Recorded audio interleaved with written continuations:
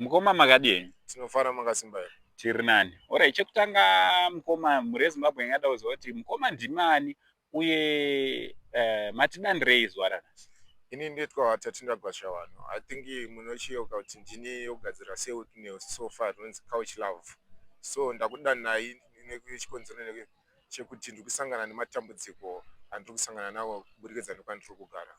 Alright, mukoma pamakagadzira Couch riya rakazogamuchirwa here naseweekend nekuti vhidhiyo rakatenderera.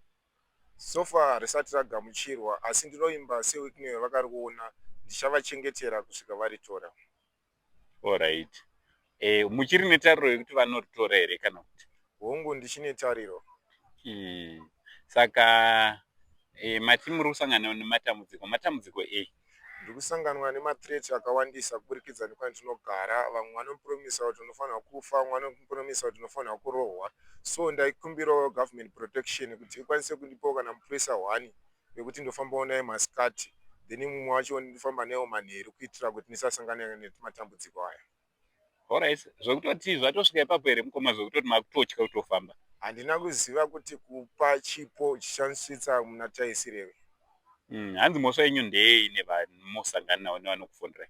Mhosva yangu hanzi ndeyekupa seweekend sofa asi ndakaona zvakakodzera sezvo ivo vachipawo neniwo ndakaona kuti hakuna anokwanisa kuvarangarira rega ndivapewo uye ndakazviitawo nemwoyo unoda uye handina kana chandinacho ndinototamburawo asi ndakazviita kuburikidza nemwoyo wangu unoda. Saka makukumbira kuti mapurisa chaiyo zeta rapi kana kuti vamwe? Mapurisa chaiyo zeta rapi.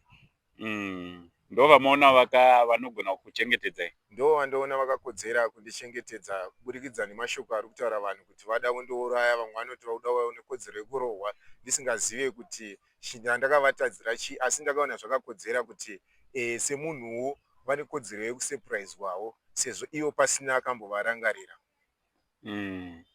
Alright. Saka mungadawo kuti kudi kumapurisa kana kuvakuru vemapurisa kana vakateerera?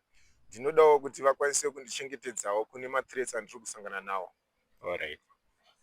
Uye rega ndisienda vaimbira vhesi. Nedzidzi Maria, nedzidzi Maria, nedzidzi Maria, burukai nedzidzi ya ameni.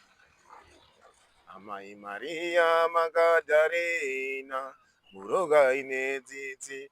Amai Maria Magdalena, burukai nedzidzi ya. From today to tomorrow, marondera. Today to tomorrow, marondera. So ndinongoti vanovenga zvenyu asi ndinoti wedzero yanyasha nababa vari kumusoro kudenga ndichiti amen.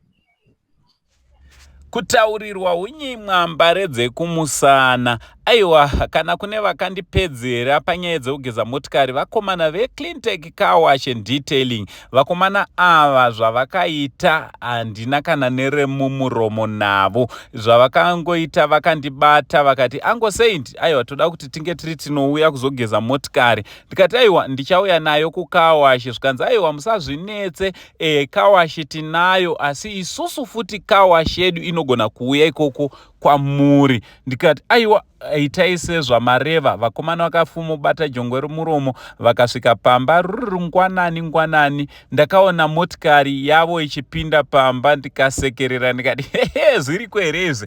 Zvikanzi aiwa ango zviriko. Vakomana vakanga vakagadzirira motikari yavo. Mumotikari mavo makanga muine chese chinoshandiswa kana kuri kugeza motikari. Vakasvika vakatanga kugeza motikari, vakatanga kuita zvinoita kuti motikari inge iri inochena. Motikari yakagezwa zvekuti ndakashayiwa nepekutangira, ndakashayiwa neromumuromo. Motikari iyi ndakanga ndatozvigamuchira kuti haichachene, imotikari yandiri kushandisa kuenda kupi nekupi, imotikari inoita zvese. Asi vakomana vakazviramba zvikanzi toda kuisiya yave inyowani motikari iyi. Aiwa motikari yakagezwa vakomana, ndikaona motikari yave seitsva. Zvayakanga iri motikari iyoyi ichiri inyowani patakaitenga ndizvo zvayakadzokera kuita zvakare mushure mekunge yabatwa nevakomana veCleantech Cleantech Car Wash and Detailing. Aiwa, ndakatifunga kuti pamwe zvinichaperera panze, ndakaona nemukati zvakare madzokera kuita semutsva. Aiwa, chinova chinhu chinofadza, chinhu chakandifadza zvikuru. So zvamunongoita kana muchida kuti vauyewo kwamuri ikoko, munongovabata panhamba dziri paskrini. Vakomana ava vanouya vachimanya motikari yenyu pasina nguva ngani, inodzokera kuita motikari itsva. Cleantech Car Wash and Detailing. Idzi ndidzo nyanzvi pabasa rekugeza motikari.